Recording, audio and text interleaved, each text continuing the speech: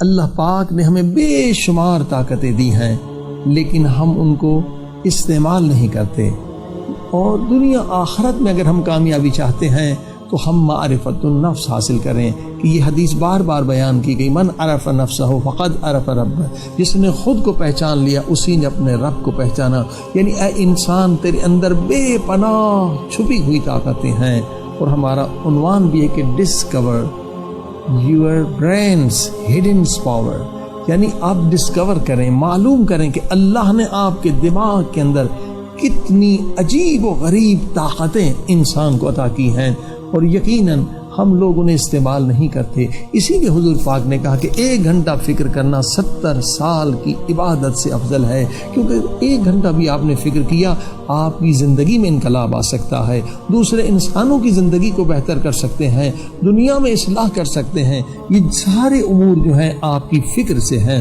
اور اسی طرح سے discover your souls hidden power, جو اللہ پاک نے آپ کو روح عطا کیا ہے، جس کے اندر بے شمار طاقتیں ہیں، حتیٰ کہ پروردگار نے کہا قل الروح من امر ربی، روح کو اللہ نے اپنی طرف نسبت دی ہے۔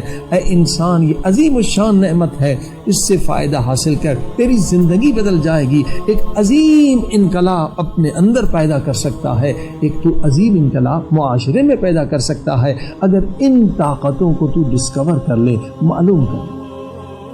اب دیکھیے وجہ کیا ہے کہ کیوں ہم ان طاقتوں سے محروم ہیں، ہمارے اندر ہیں، ہمارے وجود کے اندر ہیں، لیکن اس سے ہم کوئی فائدہ حاصل نہیں کرتے۔ روح ہمارے اندر ہے، برین ہمارے اندر ہے، ہم دوسری چیزوں کو زیادہ استعمال کرتے ہیں، زبان کو، پیٹ کو، ہاتھ کو، پاؤں کو، مگر فکر کو ہم استعمال ہی نہیں کرتے۔ سالوں گزر جاتے ہیں، کبھی ہم نے 1 گھنٹہ بیٹھ کے فکر نہیں کیا، جب حدیث کے 1 گھنٹہ فکر کرو 70 سال کی عبادت سے افضل ہے۔ کیوں؟ وجہ کیا ہے؟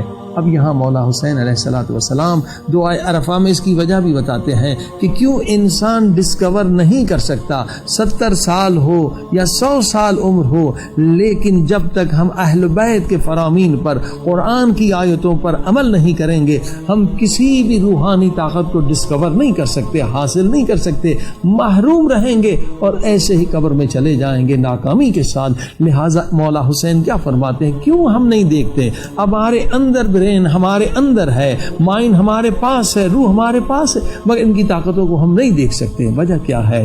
مولا حسین علیہ السلام فرماتے عمیت عینا، اللہ اکبر، اندھی ہے وہ آنکھ، وہ انسان کی باطنی آنکھ اندھی ہے۔ کون؟ وہ انسان دیکھ نہیں سکتا، وہ انسان اندھا ہے، برین کے پاورز کو نہیں دیکھ سکتا، روح کی طاقتوں کو نہیں دیکھ سکتا۔ مولا حسین سے پوچھے کون اندھا ہے جو نہیں دیکھ سکتا؟ فرمایا جو انسان خود کو خدا کے حضور میں حاضر نہ سمجھے۔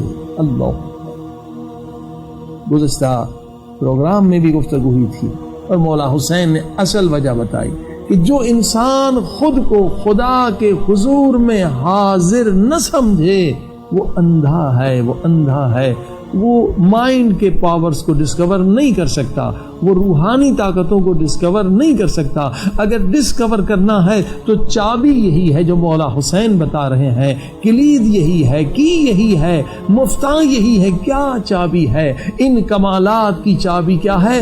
مراقبہ۔